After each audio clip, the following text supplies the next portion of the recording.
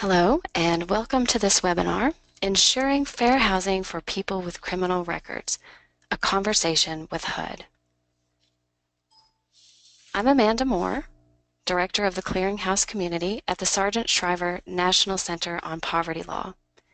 Today's webinar is brought to you by the Shriver Center in advancing justice and opportunity. Before we get into the webinar, I'd like to take care of a few housekeeping matters. We have had a great response to this webinar, with more than 1,200 people registering for the 1,000 spots that are available during the broadcast.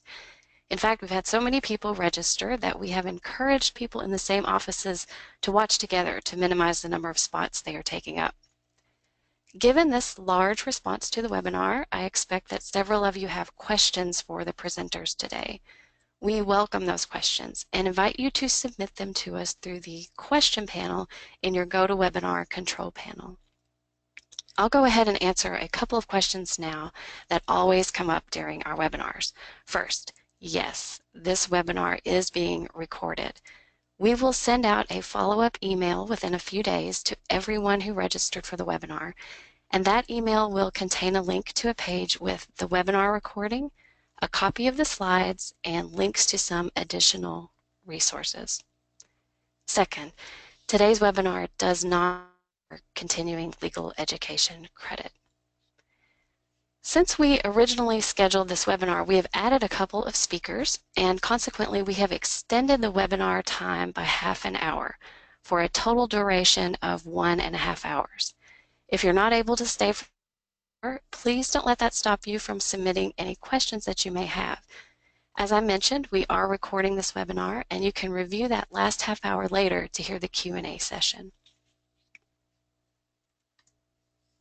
We know that some of you like to tweet during webinars and other events. If you plan to do so during today's webinar, we ask that you use the hashtag #FairHousing. This will help us follow the conversation, and we invite you to follow along too. You can see the Twitter handles of the various participating groups on your screen. There's @HUDGov, @CivilRightsAAG, @CivilRights, and @Shriver Center. I'd now like to turn the presentation over to our moderator, Marie-Claire Tran-Leung. I have had the pleasure of working with Marie-Claire at the Shriver Center, where she is a staff attorney. Her work has focused on housing and criminal records, especially increasing the use of the Fair Housing Act to challenge unreasonable criminal records policies. This work arose from a Soros Justice Fellowship that she received in 2010. She most recently authored When Discretion Means Denial, a national perspective on criminal records in federally subsidized housing, which was released by the Shriver Center last year. A link to this report will be included on the website with the recording of today's webinar. Marie-Claire, I'll turn it over to you now. Thanks, Amanda. And thanks everyone for joining us today. We're really excited to have everyone here and looking forward to an informative discussion. This is the third webinar that the Shriver Center has hosted this year on the topic of housing and criminal records. Seems to be no shortage of people who are interested in this topic, so we're very happy to bring this to you. And I wanted to take a moment just to provide some context. In April, we co-hosted the first webinar with the Bureau Institute for Justice, and that webinar featured the head of HUD's Office of Public and Indian Housing, Principal Deputy Assistant Secretary Lourdes Castro Ramirez. Although that webinar touched upon the Fair Housing Guidance, on the use of criminal records, its focus was specific to federally subsidized housing providers and their use of arrest records. In May, we co-hosted a webinar with the National Housing Law Project geared towards tenant advocates and explored advocacy strategies for increasing housing opportunities for people with criminal records. For today's webinar, our focus is the Fair Housing Guidance on the use of criminal records. And our audience today is broad, ranging from tenant advocates to public housing authorities to private housing providers and government representatives. We hope that you're able to ask questions and have them answered during the course of today's webinar. Now that I've given you some context about some of the information that we've given to you over the past few months, let's turn to our webinar today. and I'll start with our agenda. First, as you'll see on the screen, we'll start with opening remarks from Tanya Robinson, the Acting General Counsel of HUD. Next, we will hear from Vanita Gupta, Principal Deputy Assistant Attorney General of the Department of Justice. We will then move to an overview of HUD's Fair Housing Guidance on the use of criminal records, followed by an interview of key HUD officials from the Office of General Counsel based on some of the more frequently asked questions that have arisen since the guidance was released in the spring. After HUD's discussion about the guidance, we will move the spotlight to the Housing Authority of New Orleans, where Maggie Merrill, the Director of Asset Management, will discuss HANO's relatively new criminal background check policy, how it aligns with the Fair Housing Guidance, and how it has been working administratively. Finally, in our last segment, we will take questions from the audience for both HUD and HANO. So let's turn now to our program. As I mentioned before, our first speaker is Tanya Robinson, who currently serves as Acting General Counsel at HUD, serving as legal advisor to the Secretary and head of a legal office of approximately 600 employees in HUD headquarters, 10 regional offices, and 40 field offices.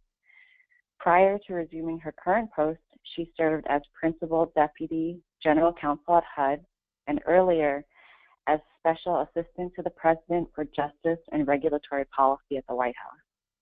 In that capacity, she focused on a broad range of civil and criminal justice policy matters, including fair housing issues, sentencing reform, voting and election reform, and workplace equality. We are very honored to have her join us today. Would you like to begin, Acting Attorney General Robinson?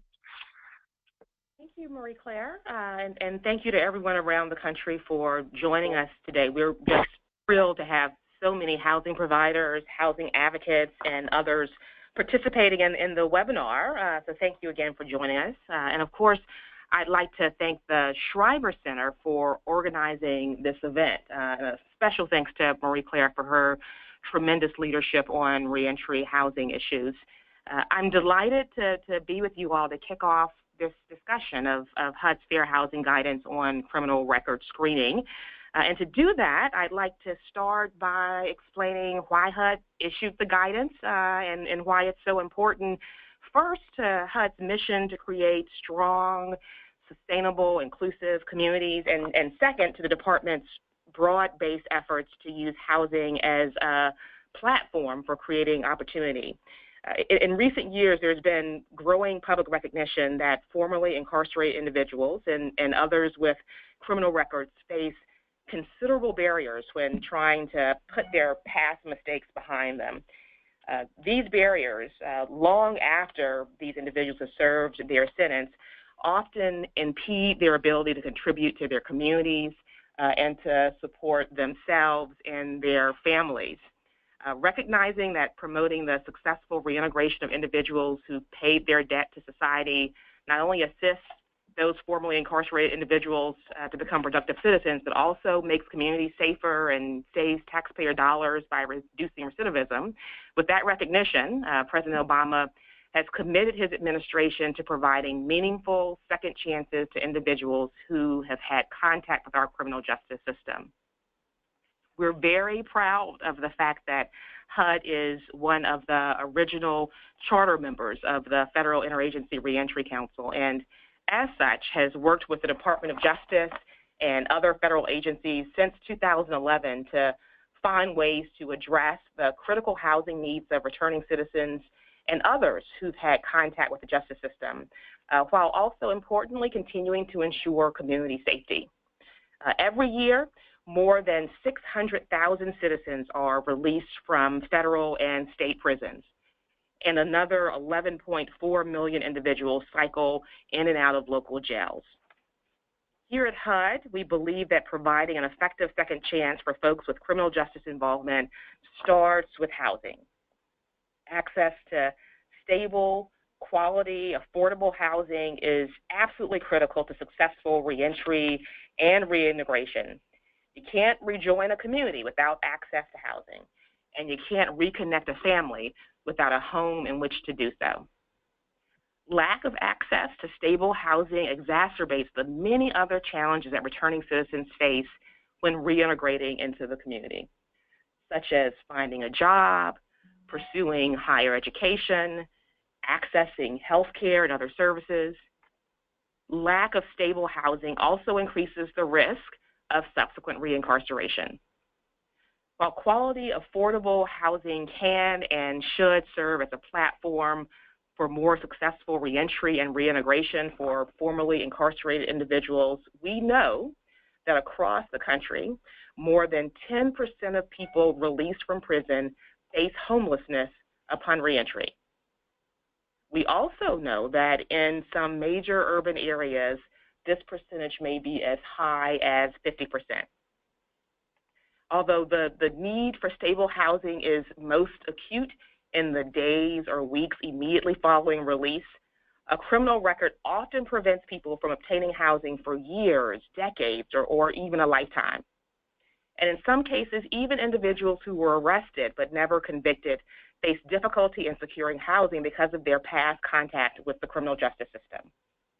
For all of these reasons, eliminating unjustified barriers to housing for formerly incarcerated individuals who have paid their debt to society is an absolutely critical part of providing them with a meaningful second chance and promoting their successful reentry.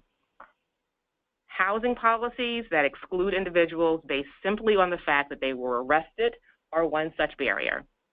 That's why HUD's Office of Public and Indian Housing released a notice last November which explained that the mere fact that someone was arrested is not proof of criminal activity that disqualifies someone from HUD-assisted housing.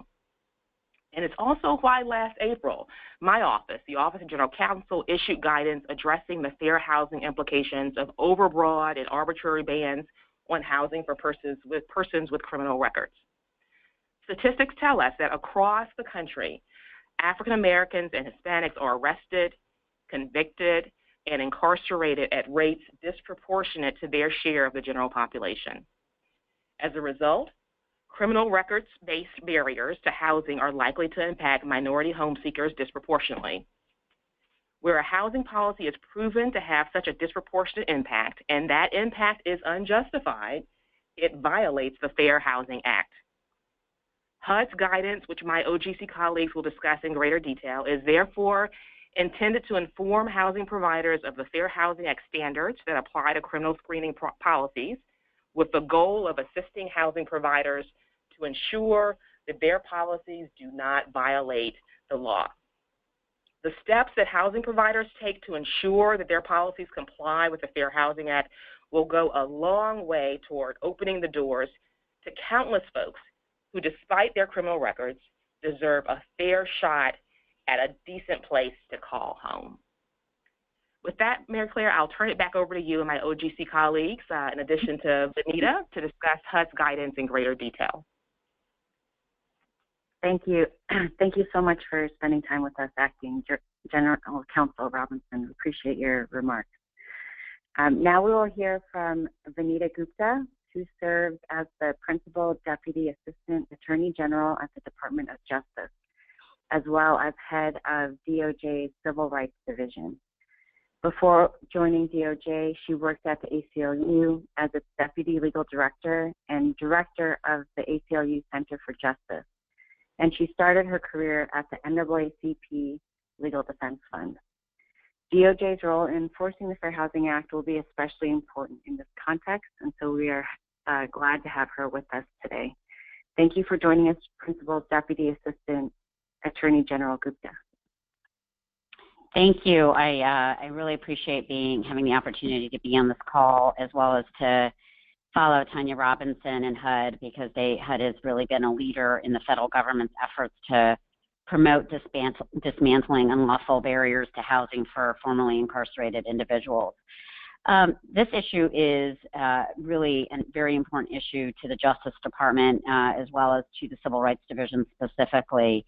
And in 2011, as has been mentioned, DOJ convened the Federal Interagency Reentry Council, of which HUD is a member, to discuss and implement strategies to remove barriers to successful reentry of formerly incarcerated individuals so that they can compete for jobs, attain stable housing, support children and families, and contribute to their communities.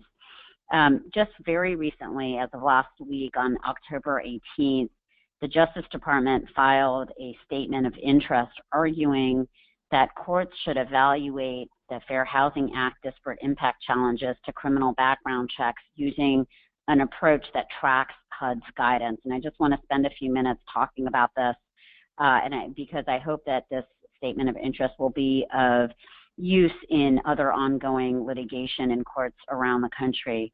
The statement of interest was filed in the United States District Court for the Eastern District of New York in the private litigation Fortune Society versus Sandcastle Towers Housing Development Fund Corporation.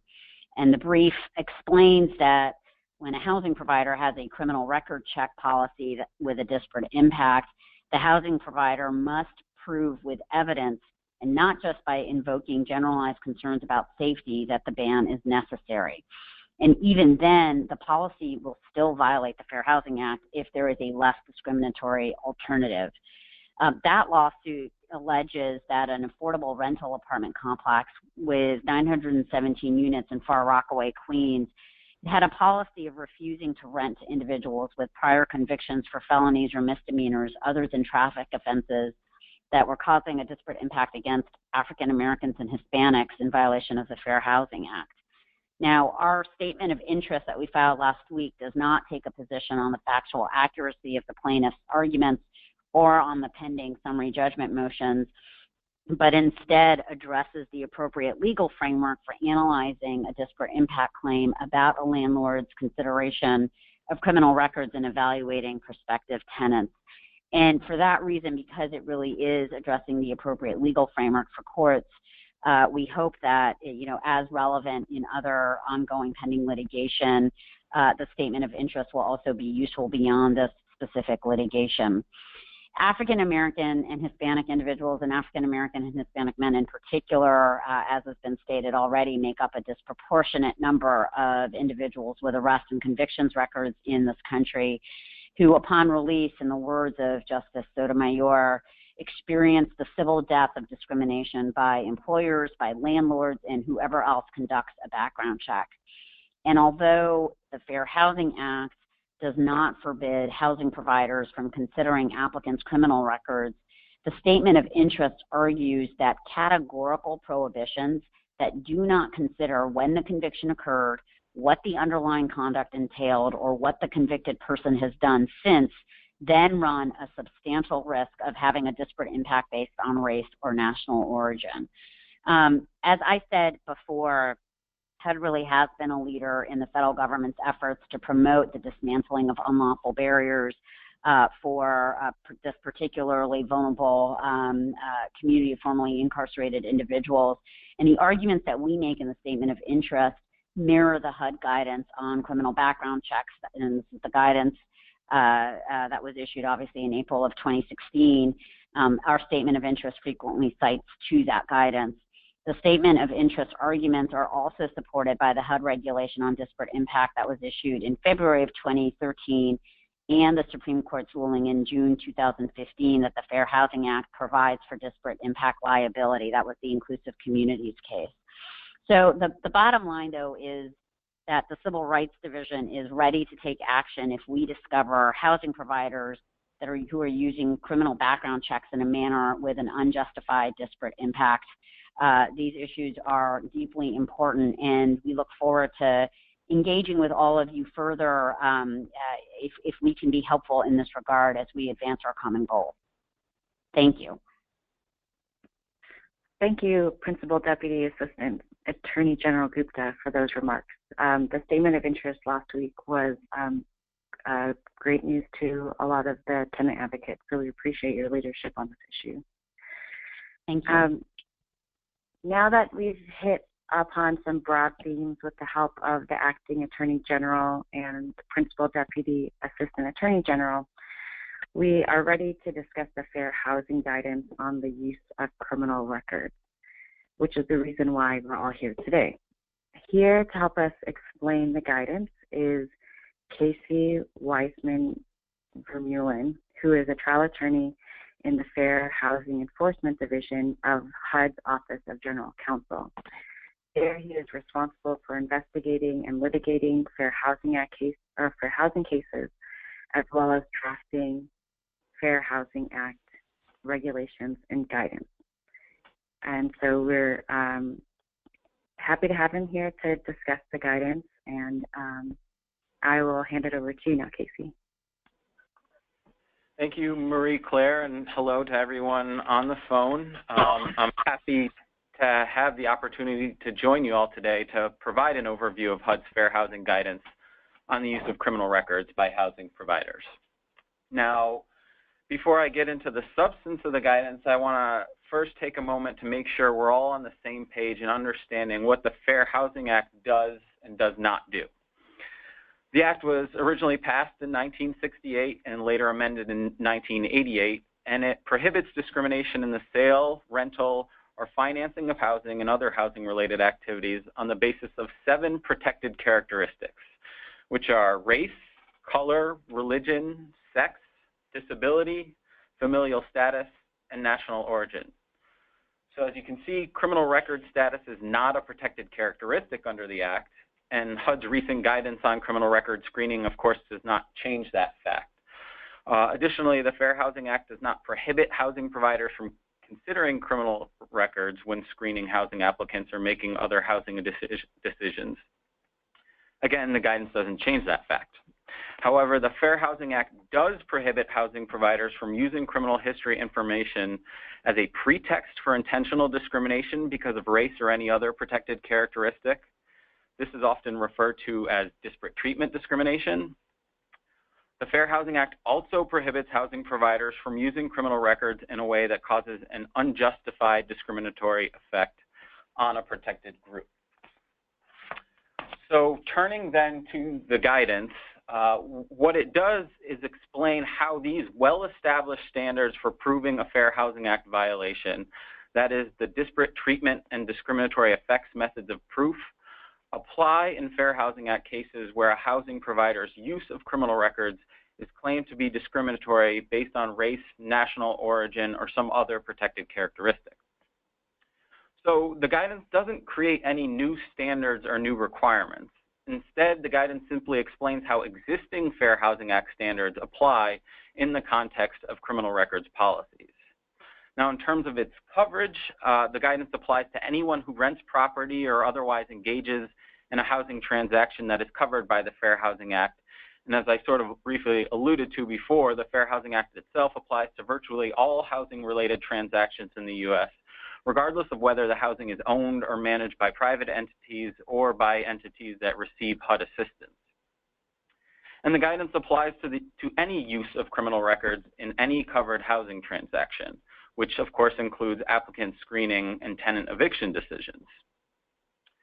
Now, before I move on to a discussion of how the disparate treatment and discriminatory effects standards work in the criminal records context, I want to make clear that HUD's guidance does not prescribe any specific criminal history screening policies that housing providers must adopt. It doesn't do so because just as with any other screening criteria or policy that housing providers might adopt, HUD does not mandate that every housing provider covered by the Fair Housing Act must apply the same specific policies for evaluating applicants or otherwise managing their properties. For instance, HUD doesn't tell every housing provider how they should evaluate applicants' income or what applicant credit ratings they should apply or whether they should require landlord references. In carrying out its enforcement responsibilities under the Fair Housing Act, HUD only requires that a housing provider's policies or practices not discriminate based on a protected characteristic. So again, the purpose of the guidance was to advise housing providers and other interested persons how existing Fair Housing Act standards apply to the use of criminal records in housing transactions. Now, with that background in mind, I'll dive into the standards discussed in the guidance by first talking about disparate treatment liability. Under this standard, a housing provider violates the Fair Housing Act if it intentionally treats individuals with a comparable criminal history differently because of their race, national origin, or other protected characteristic. In essence, these cases would involve proof that a housing provider used criminal history information inconsistently and in a way that a person's criminal record was simply used as a pretext for intentional discrimination based on his or her race or other protected characteristics. Now, in most instances, this proof is provided in the form of evidence of what's called a prima facie case of disparate treatment, the elements of which you can see on the slide here. So applying these elements, intentional discrimination may be proven, for example, where the evidence shows that a housing provider rejected a Hispanic applicant based on his criminal record, but admitted a non-Hispanic white applicant with a comparable criminal record. Likewise, a fair housing violation could be proven where a housing provider runs criminal background checks only on Black applicants, but not on white or Hispanic applicants. In these situations, the discriminatory conduct is really no different from any other situation where a housing provider inconsistently applies screening criteria in a discriminatory fashion. Now, much of the attention HUD's guidance has received has focused on its discussion of discriminatory effects liability rather than disparate treatment liability, and I will turn to that in just a moment. However, before I do want to emphasize that housing providers and advocates alike should not overlook the potential for disparate treatment in the application of criminal screening criteria. Now, while the studies are somewhat limited, testing investigations that have assessed how housing providers respond to applicants with criminal records suggest a relatively high incidence of disparate treatment of Black applicants with criminal records relative to similarly situated white applicants.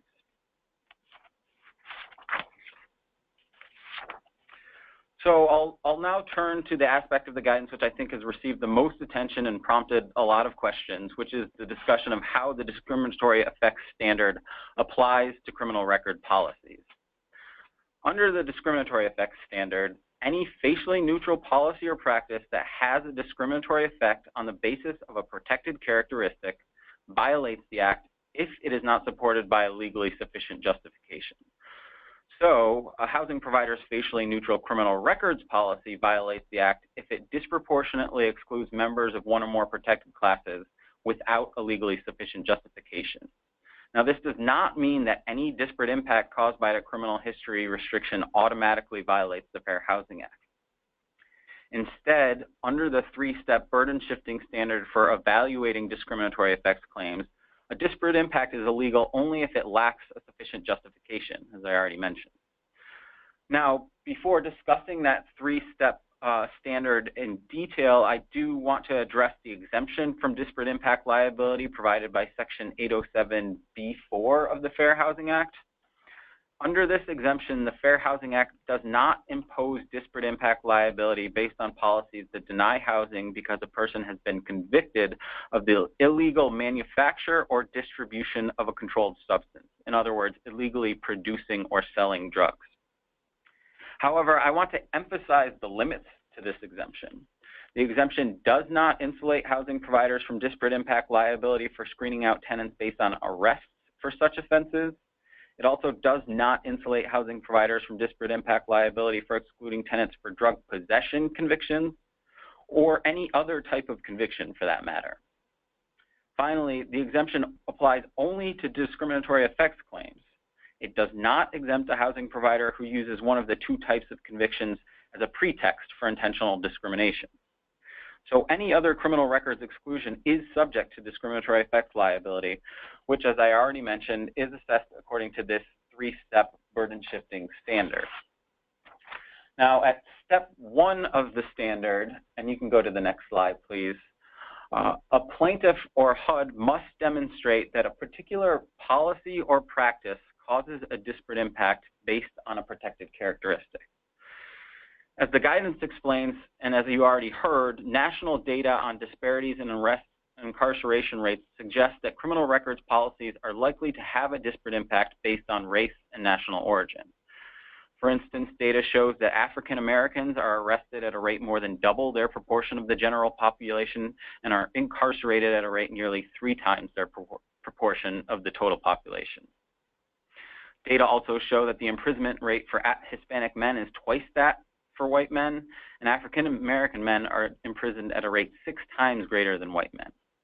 Now, with those national statistics in mind, I do want to be clear that the guidance does not state or presume that every criminal screening policy will have a disparate impact. As in any disparate impact case, A fact-specific analysis is required to assess and prove the impact of the particular policy at issue.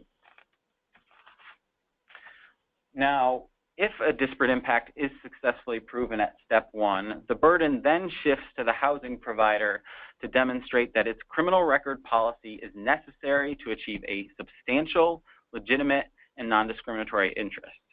In other words, the housing provider must be able to demonstrate why its screening policy is necessary to achieve its operational interest. This standard is the same one that applies to any housing practice that is challenged as having an unjustified disparate impact. As the guidance explains, a housing provider can't rely on generalizations, speculation, or stereotypes to prove the necessity of its policy.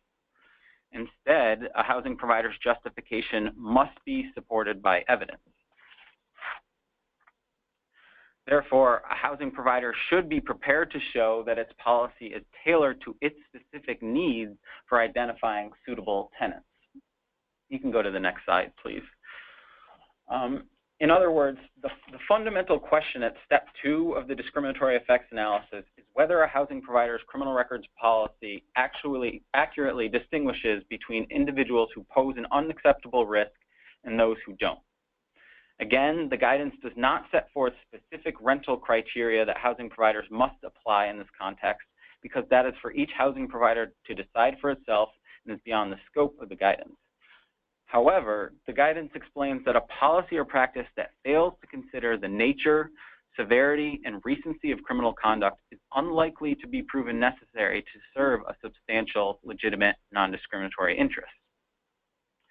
In particular, the guidance cautions that in HUD's view, which is also a view shared by the Department of Justice, as you heard earlier, that a housing provider that imposes a blanket prohibition on any person with any conviction record, no matter when the conviction occurred, what the underlying conduct entailed, or what the convicted person has done since then, will be unable to meet its burden of proving the necessity of such a policy. A blanket ban like that simply fails to differentiate in any way between criminal conduct that poses a risk to a housing provider's operational interest and conduct that doesn't. So any discriminatory effect caused by such a blanket ban violates the discriminatory effects standard. Additionally, HUD's guidance explains that arrest records do not constitute proof of criminal conduct. And for that reason, discriminatory effects caused by policies or practices that deny housing to anyone simply because they have an arrest record cannot be justified.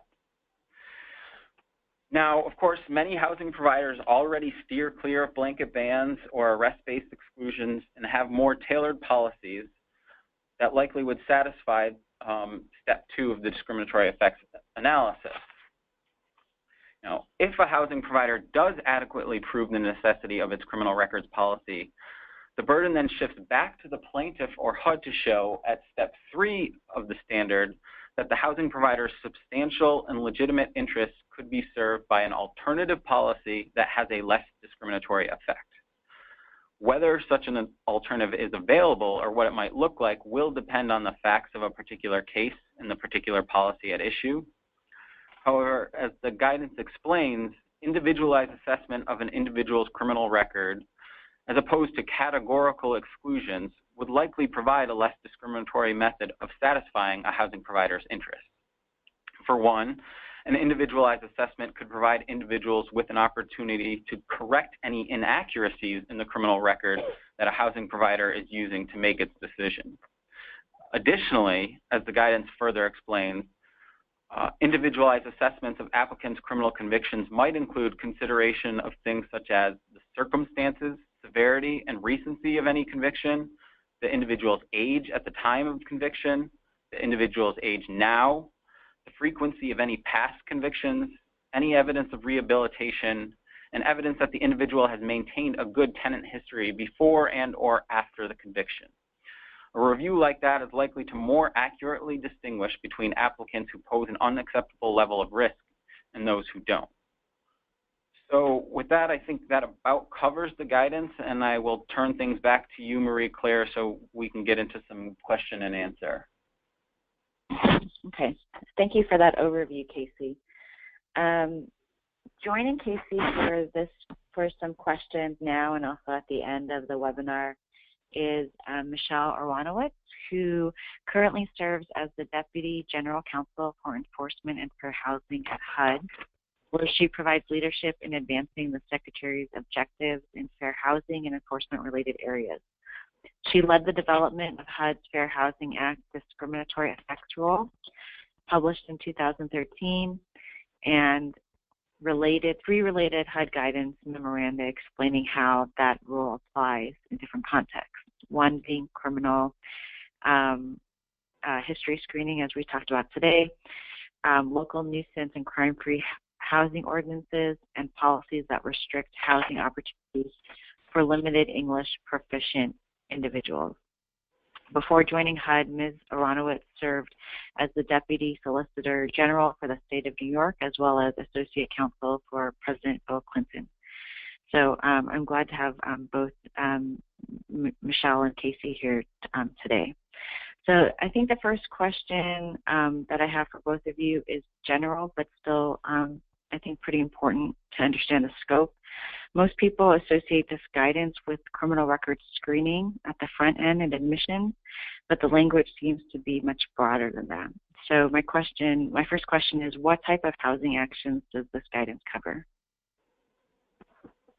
Thanks. Yeah, you're correct. I mean, it's the guidance is not limited to just the use of criminal records and applicant screening. It basically applies to any type of use of criminal records in housing transactions. So I think I sort of briefly mentioned it in passing earlier, but for example, it would apply if where a housing provider is using some person's criminal record to make an eviction decision. I've certainly heard of instances where housing provider ownership of a building might change from one owner to another, and the new owner decides to screen all of the current tenants in a building based on their criminal record, and in some cases evict tenants that haven't had any problems during their tenancy before this change of ownership.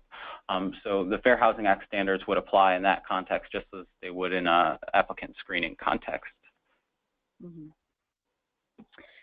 Okay, thank you. The next question I have,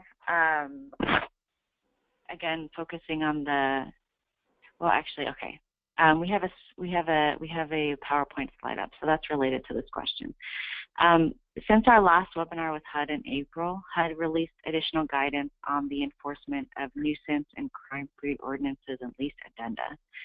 This guidance, which was released last month, specifically refers to the April 2016 guidance on the use of criminal records, saying that the criminal records guidance would be instructive in evaluating the fair housing implications of crime-free lease ordinances and crime-free lease addenda, mandated or encouraged by localities and enforced by housing providers.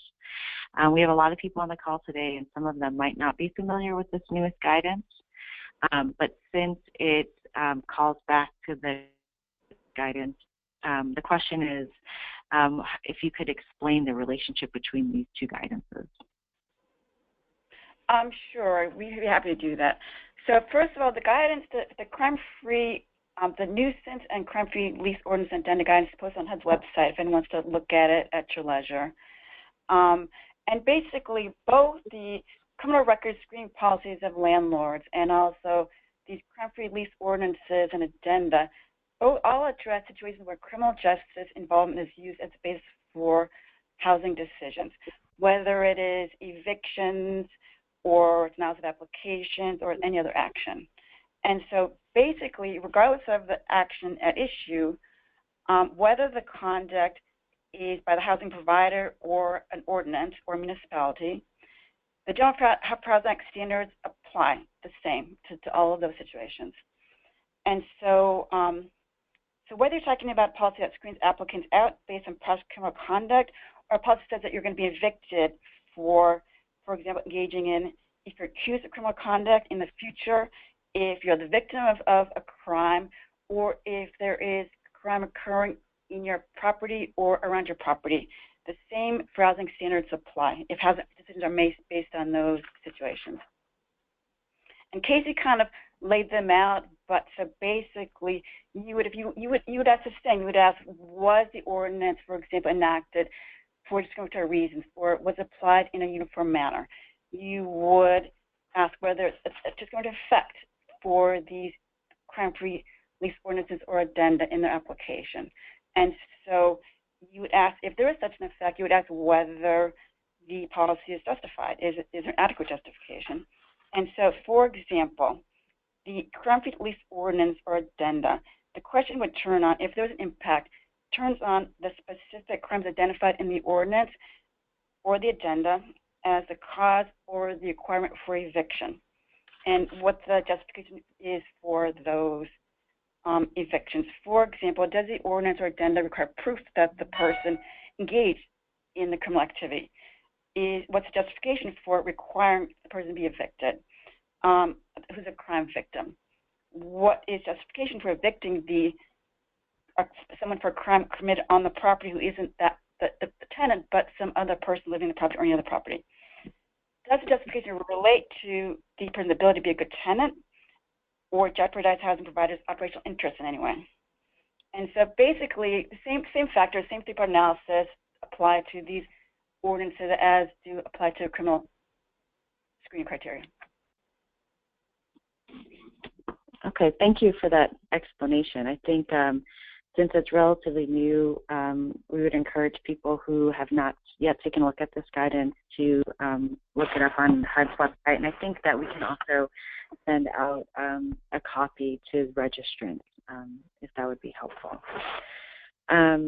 Okay, so my next question is turning back to the Fair Housing Guidance on the use of criminal records. That guidance, in one of the footnotes, it cites a paper entitled Scarlet Letters and Recidivism. Does an old criminal record predict future offending? And that's a study that was published in the last, I think, maybe 5 or 10 years, which states that after 6 or 7 years without reoffending, the risk of new offenses by people with a prior criminal history begins to approximate the risk of new offenses among people with no criminal record. So in other words, they're looking at, the likelihood that a person with a criminal record would commit some sort of criminal activity. It starts to reach the level of the general population in terms of risk. Some people have interpreted your inclusion of this study as approving a 6 to 7 year look back period, and I know that look back periods is something that has caught a lot of attention, and some people are treating it as a safe harbor. And so my question is whether this is a correct interpretation of the guidance. I'll try to address that. No, I mean that's not a correct interpretation of the guidance. It's certainly HUD's intent was not to create some kind of safe harbor in referencing the study that you mentioned. As I mentioned during the presentation earlier, HUD's guidance doesn't approve or prescribe any particular criminal record screening policy, and likewise, it doesn't approve or require any particular look-back period. The study you mentioned was cited simply to illustrate the general principle that criminal justice research, as you mentioned, criminal justice research shows that the likelihood that a person with a prior criminal record will reoffend decreases the longer amount of time that has passed since that conviction or completion of a sentence.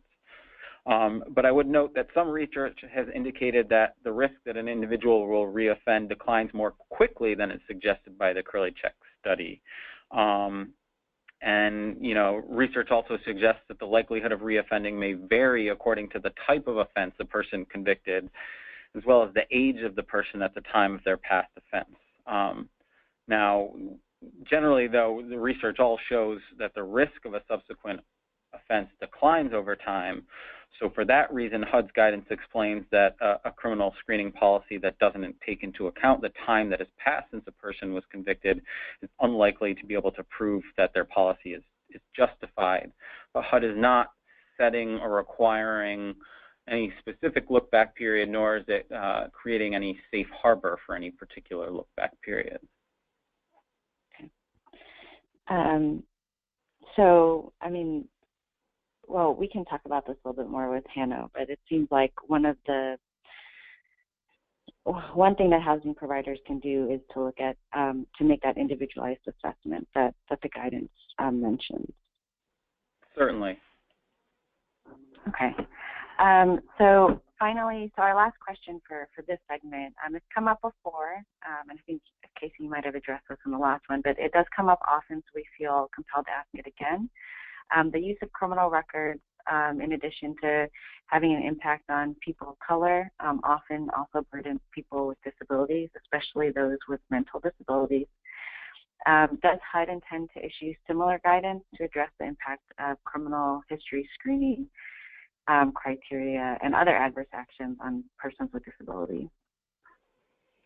We do, actually, and I just want to point out before I get into that the guidance that we issued applies equally to all protected classes the same, and so it's not meant to exclude anyone. It looks like it focuses on race, national origin, because a lot of data and data that we cite in the beginning, and that's because law enforcement agencies collect a lot of data on race, national origin crime perpetrators and victims, but not so much on disability. So we didn't have that same data to add. And also, the reason we're going to do a separate guidance for disability-related protection is because the president protects people with disability in one additional way, which is it requires that housing providers provide a reasonable accommodation where it's necessary. And so we do plan to issue new guidance that will add to that extra element and apply to just to people with disabilities. Okay, great. Well, so that's the end of my questions for now, but we have started getting questions from people in the audience, and I would recommend that people in the audience continue to submit questions, since Michelle and Casey will join us again at the end of the webinar. So thank you so much to both of you for answering questions today. Now that HUD has given us an overview of the Fair Housing Guidance, we are going to turn to a housing provider to give us a sense of how these principles can operate on the ground. Joining us for this segment is Maggie Merrill, who is the Director of Asset Management for the Housing Authority of New Orleans. In that role, Maggie manages Hanno's mixed finance and public housing scattered site properties throughout the city of New Orleans. She also oversees public housing property and resident data and establishes guidelines for the management and maintenance of Hanno-owned and third-party owned communities within public housing. Before becoming the Director of Asset Management, Maggie was the Senior Advisor to the Hanno Administrative Receiver and was tasked to reestablish relationships between Hanno and its partners within the city. We have a lot of housing authorities here today, so I think that Maggie's comments will be helpful.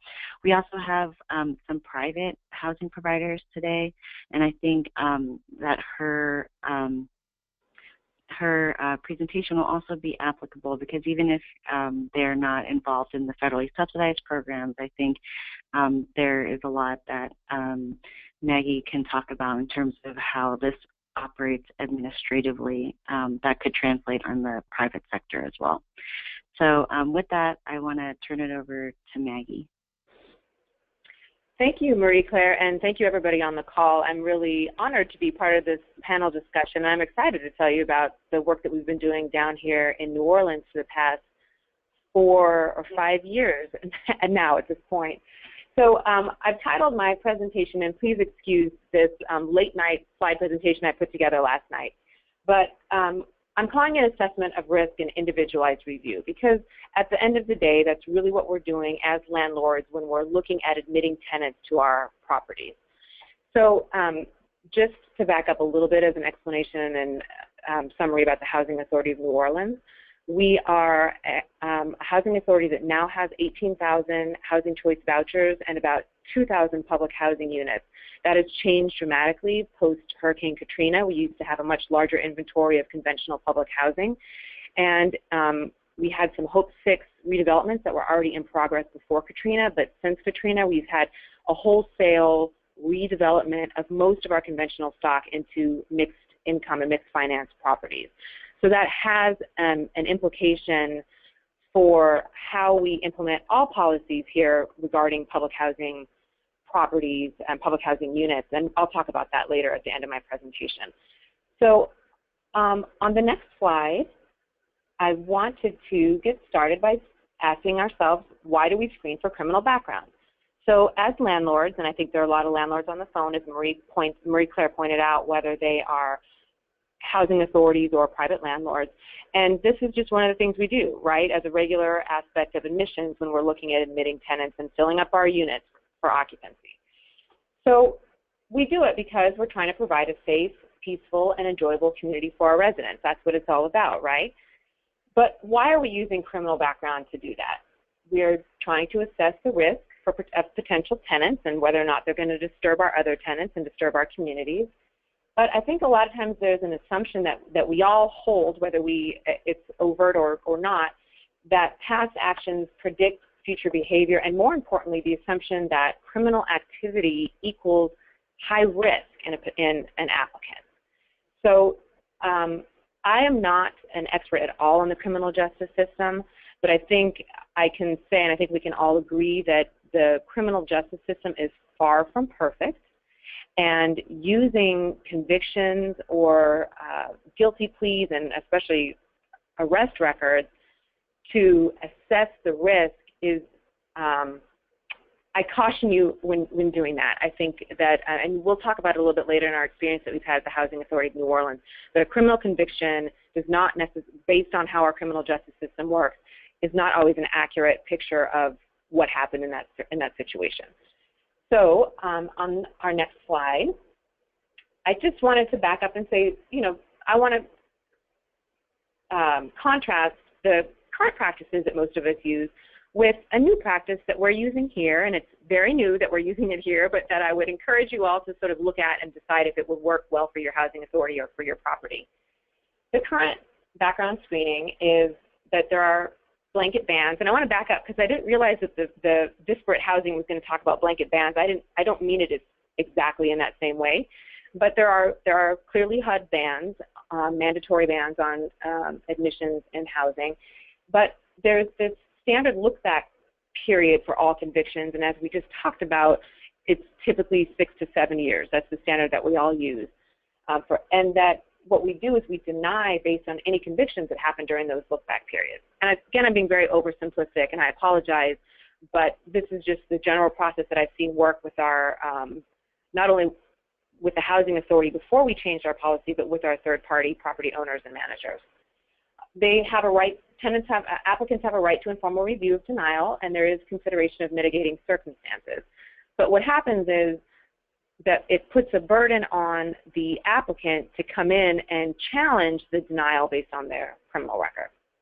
So the new way on our next slide that we are trying to do things with the Housing Authority of New Orleans is we still look at the HUD mandated bans, so production of methamphetamines on the property, whether you are subject to a lifetime sex offender registration or whether you've been evicted in the past 3 years from federal housing for drug-related criminal activity.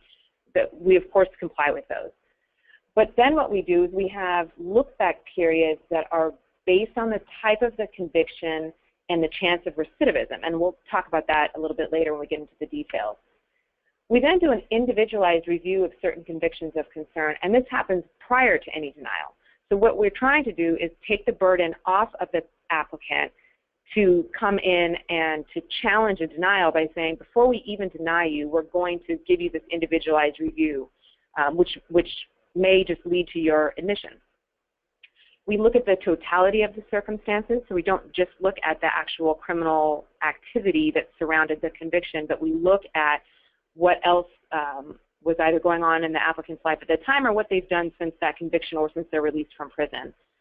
And then we consider mitigating circumstances. And then even after we go all through this, and if we deny somebody, we still have a right to informal review of denial.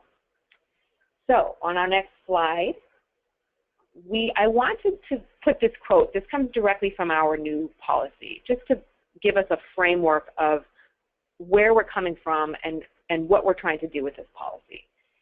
We have this stated very clearly in our policy that there's absolutely no presumption that an applicant with a criminal conviction should be denied housing assistance.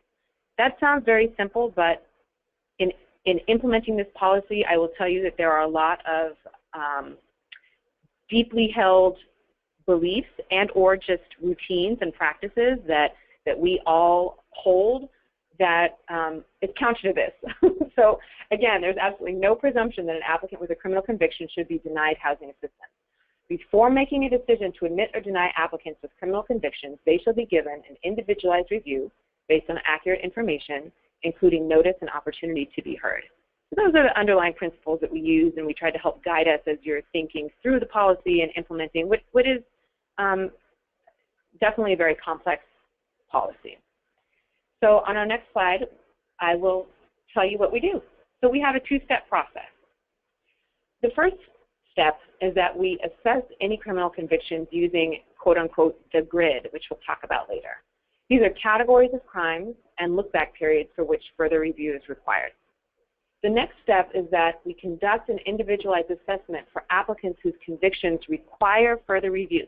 So that is important because you see my note here that if a criminal conviction does not trigger a further review, and we'll look at our grid in a minute, the applicant is deemed admissible if otherwise eligible. So for instance, if we request a criminal background screening on a tenant and it comes back with a certain conviction and we apply it against the grid and it doesn't trigger a further review, then we move them forward to admission. There's no denial. There's not even a further review. Those are considered crimes or convictions of low risk, and that if otherwise eligible, they are deemed admissible. So let's take a look on the next slide at our actual screening criteria grid. This is just a sample. So this grid, we have several categories. What we're looking at now are the crimes against persons, and there are actually more categories under that. I just couldn't put them on the slide. But we have crimes against persons, we look at crimes against property, and then crimes against society. So when you have a chance, go take a look at our full policy. It's a 9-page document, and you'll get more information. But this is how we use the grid. So for instance, you can see at the top that the first category is assault and battery. We are looking at felony only, and we're using Louisiana revised statutes, so our criminal codes, and they may be different in other states, so you would have to have somebody help you look at what your state's criminal codes are and see how they match up with these categories that we use. But we're looking at felony only. And it says further review if within 3 years of conviction or 1 year of release from the date of the screening. So this further review time period is based on research that shows that the risk for recidivism or the risk for reoffense of that certain crime drops drastically within 3 years of the conviction and then within 1 year of release from prison. So for instance, you may have been convicted 10 years ago, but you had a 9-year sentence and you just got out, and if it's within 1 year of release, we are going to take you to further review. So you'll see down here at number 3, use of firearm against a person. We look at all categories because it doesn't matter if it's a misdemeanor or a felony or any category. We're going to look at all. And it says further review and under the further review column. So what that means is we're actually looking back all the way at your adult record. So we're going back to 18 until now to see if you've had any convictions, of that category, use of firearm against a person. So I do want to make a distinction here between what Casey had spoken about earlier about the look-back period and the 7-year look-back period, and what we're doing here. I hesitate to even call it a look-back period, although I know I have multiple times already in my conversation. But we are we are looking back for the full adult record, but all we're doing is seeing whether or not it triggers a further review. So the purpose for looking back that far is not to say if you've had any conviction of this time since you were 18, you're going to be denied. The purpose is just to say this is a serious enough crime that we think that the risk may still be elevated and we want to do a further review. That's all we're doing is a further review.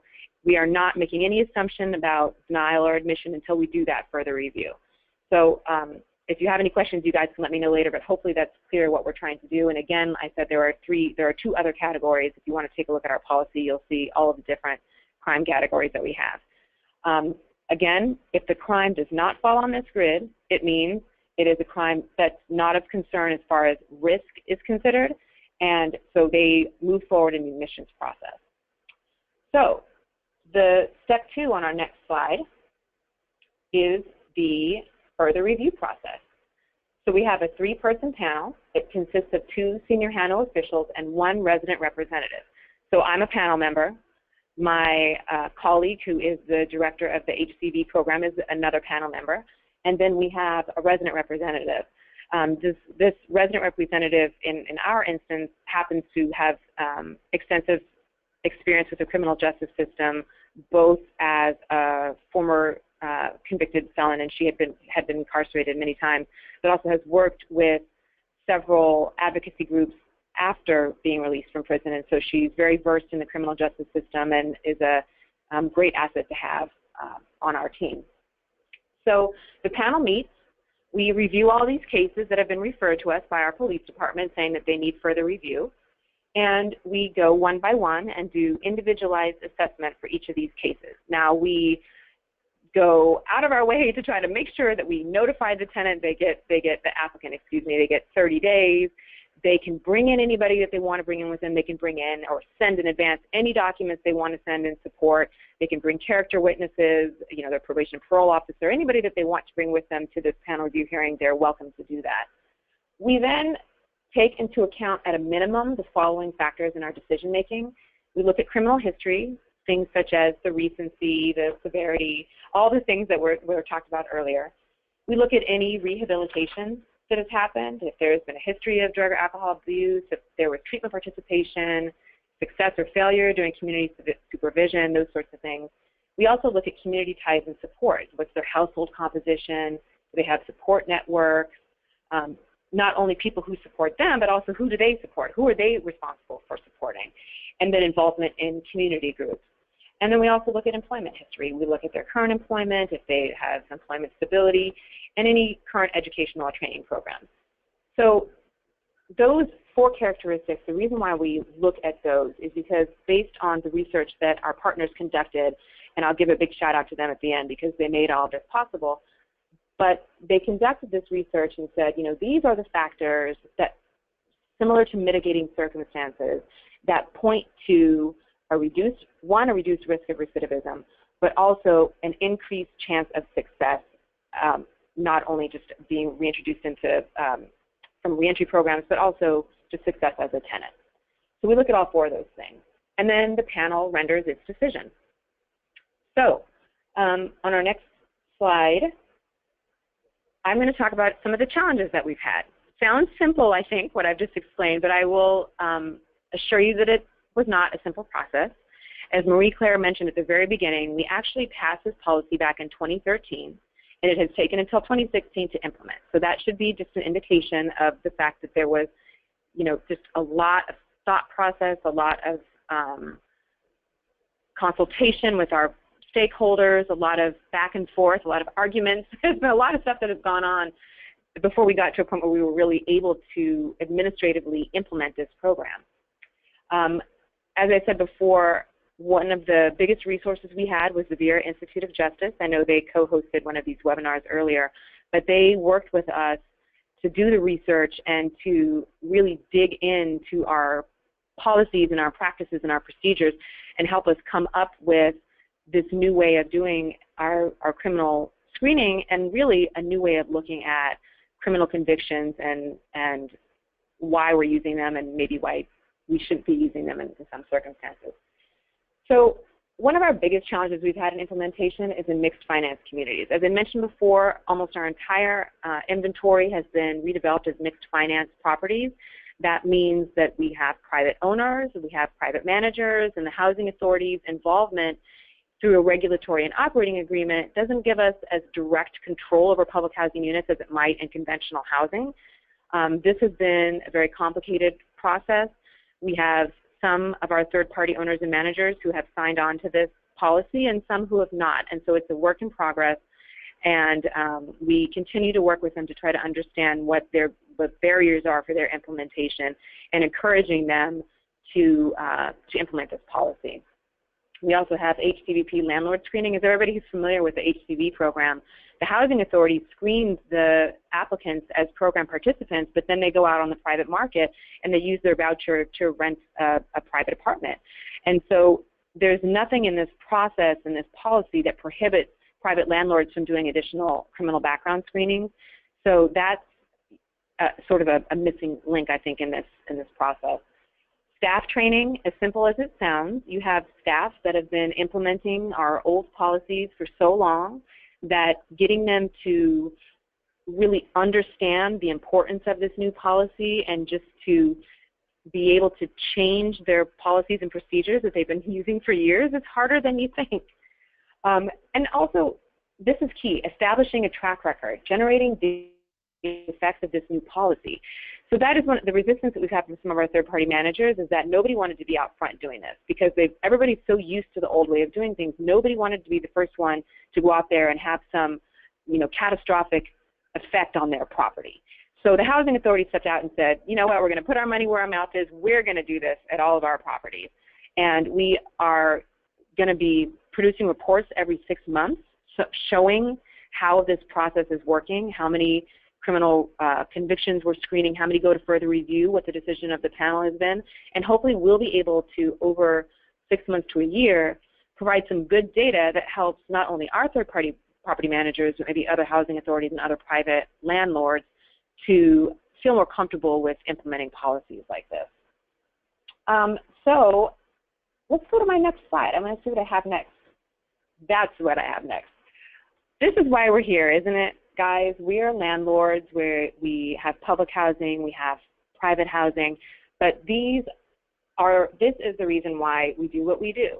These are the types of communities that we are trying to create.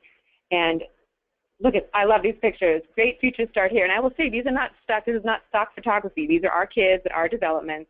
And I like to always remind myself and remind my staff why we do the work that we do. And hopefully this will help us remember that when we're doing criminal background screening, our goal is not to exclude people. Our goal is to house people and provide that opportunity. And as we said earlier, the platform creating opportunities.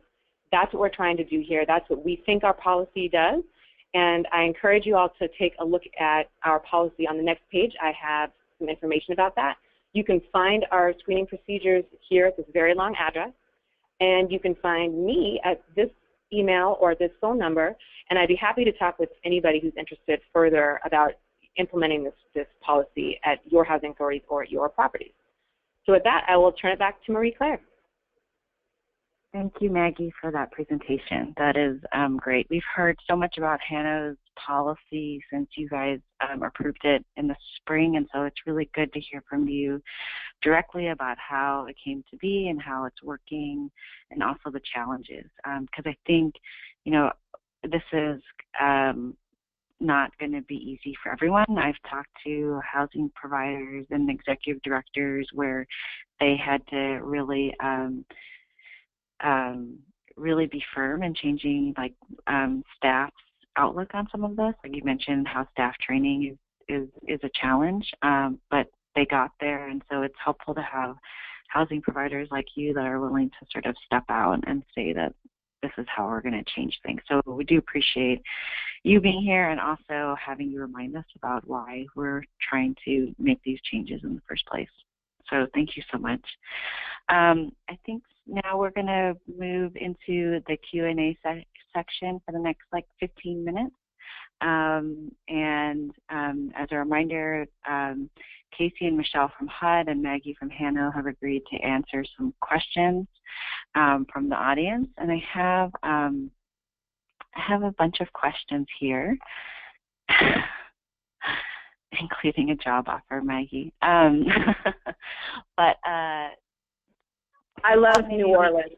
I thought maybe we could go to Casey and Michelle at HUD.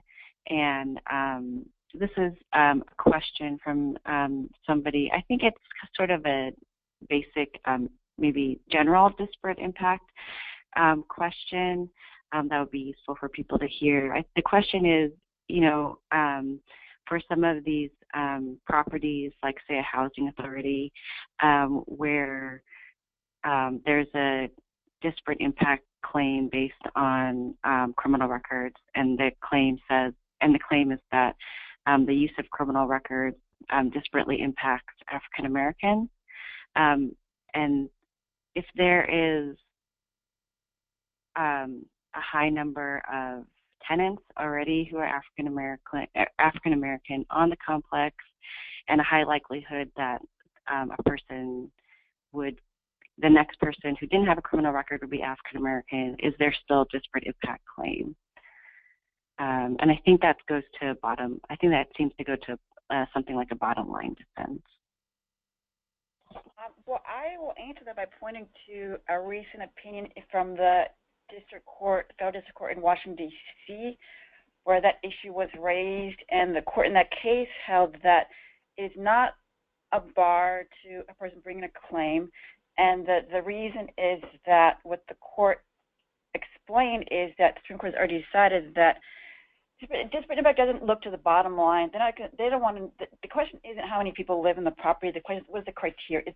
Is the criteria discriminating in applications, and who can apply, and who has equal opportunity to get access to the housing? And so one court has already decided the issue, and they dismissed the landlord's motion to dismiss on that ground. I would just add the case that Michelle is referring to is called Alexander v. Edgewood Management. It's a case that was initiated by a private citizen here in DC, actually before HUD issued its guidance. Yeah. And there's been some requests, I think, from the audience about citation to some of these cases. So this Alexander case, and then also the Fortune Society case that Vanita Gupta referred to during her talk. So we can be sure to include information on those cases in the follow-up to the webinar. I'll get the next question for Maggie. There's a question on how long the review process currently takes for people who are applying, and how the potential resident is guaranteed that the housing opportunity won't go to someone else during the review period. That is a great question, and we're still working through the process. We actually just started in August with our first panel review hearings. So typically, the Section 8 side I'm not as familiar with. I know the the public housing side a lot better. But typically, as we're doing our screening, our managers will submit the criminal request to our housing. We have a police department, so that makes it easier for us. But they run the record immediately, and then they tell us within a day or two whether or not it requires further review. One thing that's in our policy that I wish we could change is that we provide at least 30 days notice for the tenants before we have their panel review hearing.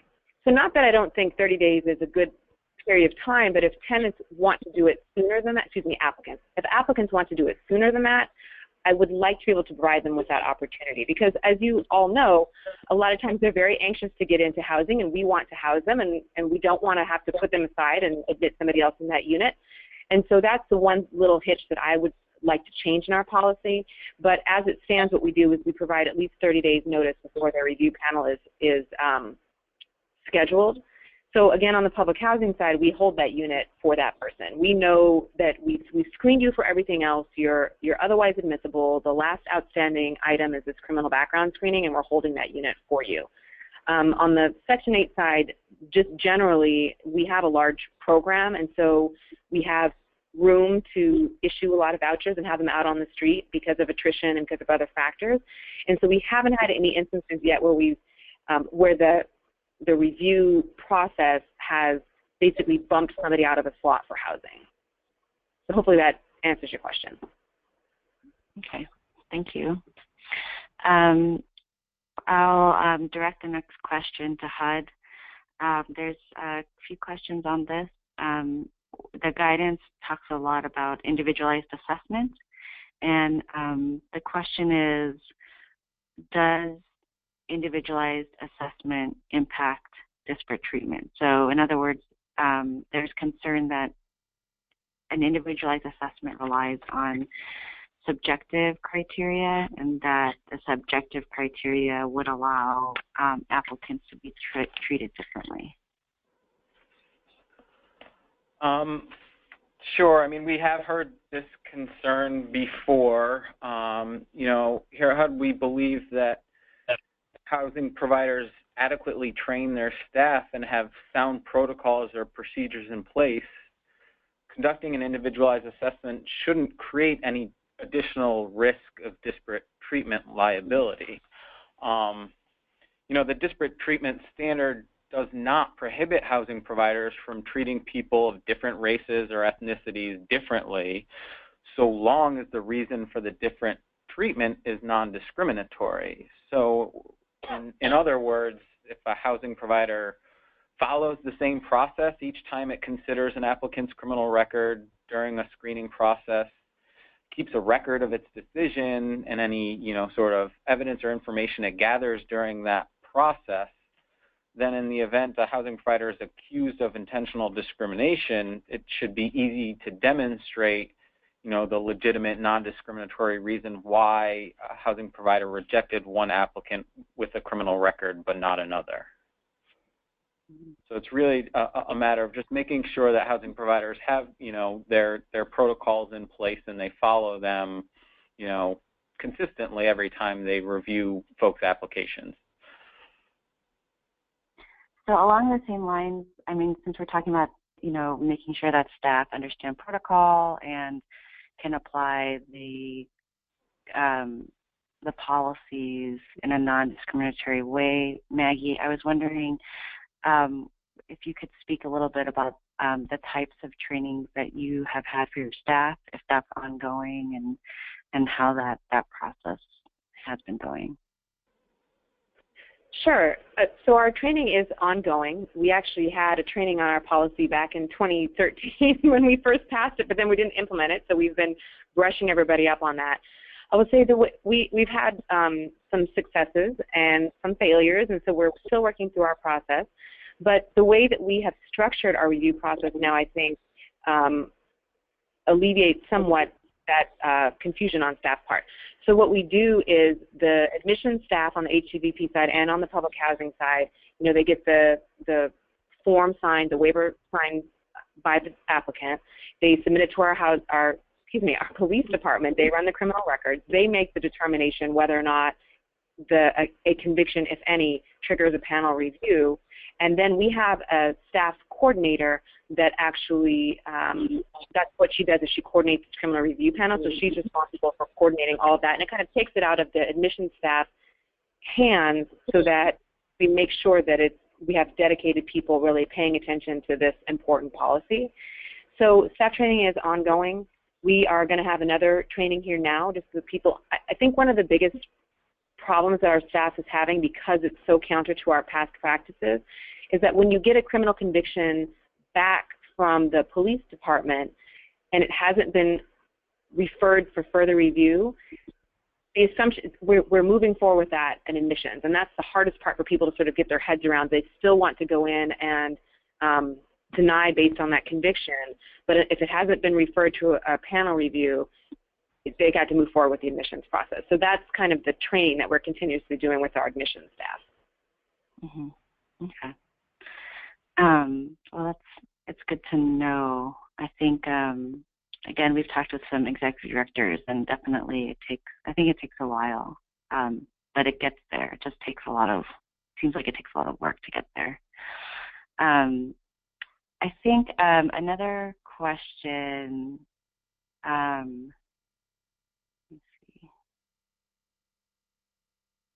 and one question, Maggie, that somebody had was that since you guys have a resident on the review panel, whether that conflicts with any of the privacy interests of the applicant and how you maybe safeguard against that? Sure. So all of the panel members sign confidentiality agreements at the beginning of the process. So we did think about that, you know, very, very clearly, even for staff. I mean, applicants need to feel comfortable that their information is going to be kept confidential, or they may not want to participate in the process. And that's not what we want. We want people to participate. We want them to be able to go through this individualized review and hopefully provide them with that housing opportunity. So we have, and I can find some and share them, but we have confidentiality statements that we all sign, including the resident, and she's very aware how important it is, and reminds us sometimes during the panel review, oh, we can't ask those questions, or we can't talk about this. So we're very careful and very conscientious about privacy issues and confidentiality.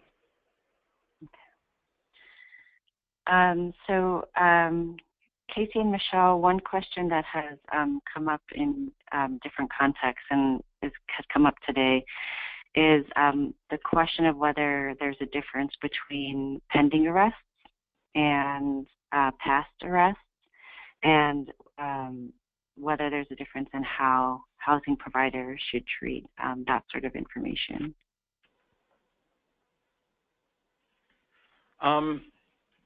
I mean, basically, I think the answer is no. I mean, they shouldn't be treated differently. I mean, regardless of whether an arrest is past or pending, it doesn't constitute proof that an individual engaged in criminal conduct. The only thing it shows is that the person was suspected of an offense. So whether you're talking about an arrest that didn't result in a conviction or an arrest for charges that remain pending, it's only the conduct underlying an arrest that may in some circumstances be relevant to a housing decision. You know, it's really not all that different from any other criminal or non-criminal justice related considerations a housing provider might take into account when considering applicants.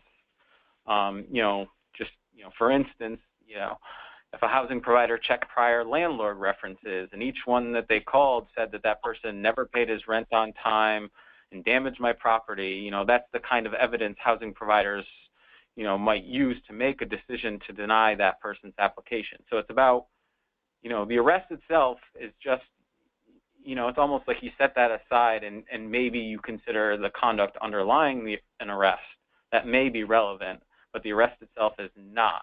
Now, that being said, you know, if a housing provider is looking at conduct underlying an arrest, you know, the Fair Housing Act standards would still apply in that scenario. So, you know, questions about, you know, why is this conduct related in any way, if at all, to the person's suitability to be a good tenant? Those questions would still apply. You know, the Fair Housing Act standards would still apply. So, you know, looking at underlying conduct has to be done in a, you know, non-discriminatory way. So I think hopefully that answers that question. Mm-hmm. Thank you. So I think we have time for one more question, and I'll give it to Maggie. I think you addressed this, but I kind of want to drive home the point for people. If a person is denied by HANO after further review, does that person still have the right to appeal the decision under the way that your program is set up? Yes. So the way that it is set up is that after, if there has been a denial by the panel, they still have the opportunity to grieve that decision. So I know in public housing rules, technically applicants don't have that right to grievance like our tenants would have. But we've actually written our policy to say that we'll follow those same grievance procedures, meaning an informal review, and then if they still don't agree, then we would do a formal grievance procedure on those denials. So we have that in place. I will say we've only had 3 months of panel reviews so far, but we've admitted every single person who came through, and we even jokingly say to each other, do we think we're ever going to deny anybody? I do want to say that when you do an individualized assessment and you sit down and you talk to somebody about what happened in the past and what they've done since then, it's enlightening. And it's really, it just drives home the point that you're not getting a fair representation of that person by just looking at a piece of paper that has information about their criminal conviction. So I just strongly encourage you to do further reviews and to sit down with that person and to understand what happened and what they've done since then. And I think you'll be much more open to providing them with an opportunity to be a successful tenant at your property.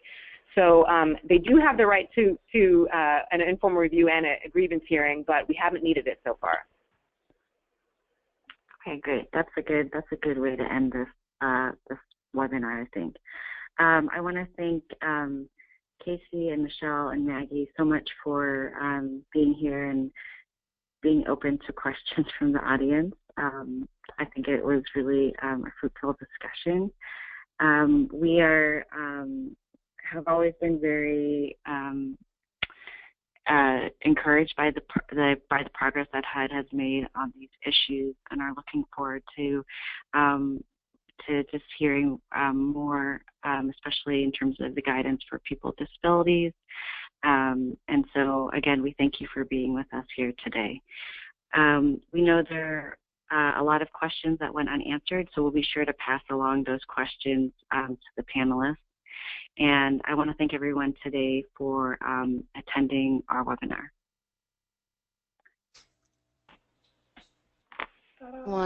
For this great discussion. The Shriver Center would also like to thank the Butler Family Fund and the John D. and Catherine T. MacArthur Foundation for their financial support of this work.